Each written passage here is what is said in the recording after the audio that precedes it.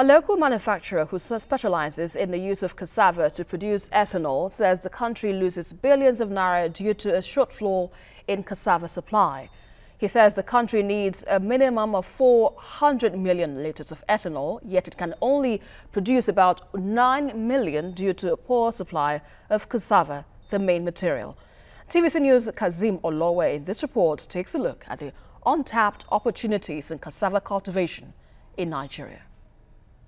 In the past, usage of cassava in Nigeria was limited to production of starchy foods like gari, fufu, akpu, cassava flour, chips, among others. But recently, thanks to modern researches, the list of things that can be derived from cassava has become long. Now, the use of cassava for the production of bread, chips, ethanol, among others, keeps growing. But unfortunately, majority of Nigerian farmers still rely on cutlasses and hoes to farm. This is one of the reasons supply of cassava cannot meet demand in the market, because aside from those who need cassava for production of foods, there are several others who need it for industrial purposes. Roger Seka is the managing director of the biggest ethanol company in Nigeria. He told TVC News that since the start of operation in 2014, the company has not been able to produce to installed capacity due to lack of cassava.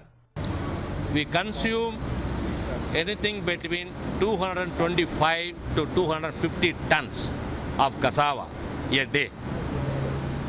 225 to 250 tons of cassava every day.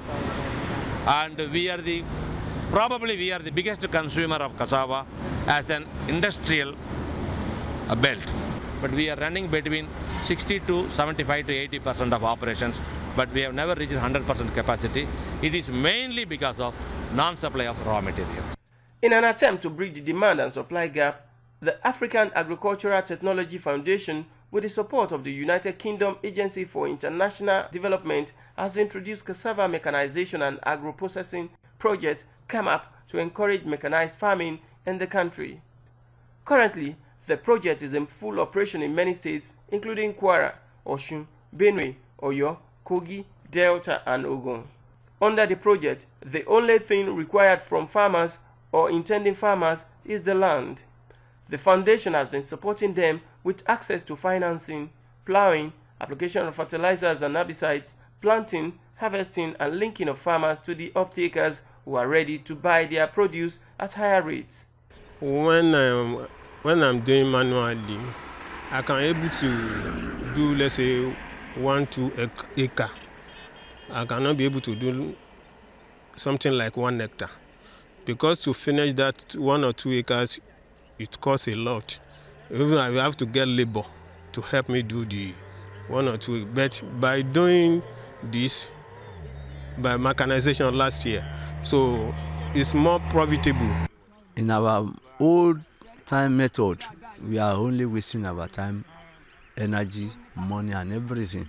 But with this new system, it has made everything so easy for us. We started with them by training them on the use of mechanical planter, which they've never seen. The first time we brought this machine, people were saying, wow, we've never seen this kind of thing before. But they are trained on how the use of it. And when they saw it, we planted 1 hectare in 45 minutes. They said, it takes at least 12 man days to 22 man days to plant 1 hectare. But with this now, it becomes easier for them, and they saw it and they have embraced it. So if we hear that there is a machine that can plant cassava, we cannot believe until we see it. They took us to that training, and they trained us, and later they bring all these machines. They said they selected me to come and supervise the machine. Those who are testing this machine, they did not like to work on manual again.